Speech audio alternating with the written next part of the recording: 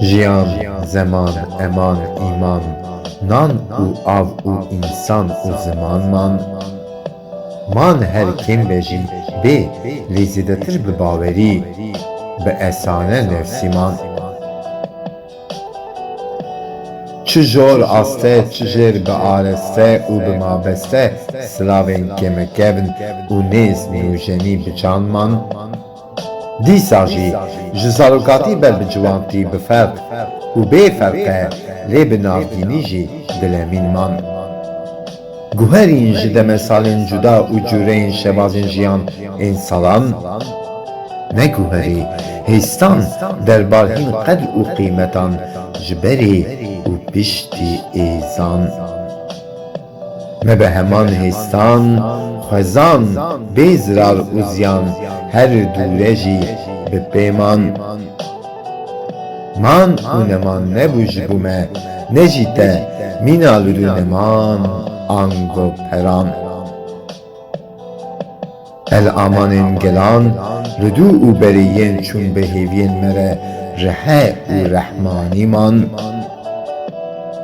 Car caran hîn stêrkan, caran dengê bi salan tune becî, wekî an ên nihan guh devzan. Ew şîret û perwerdên reheman ên hevdûn dîsa jî digû de îmane, esane li gel zamane man.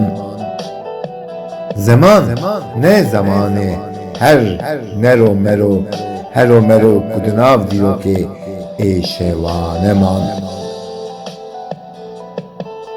Zanabûna nasnamê di her kêleyên rûperên şexse dîrokî de bi bîranîn man.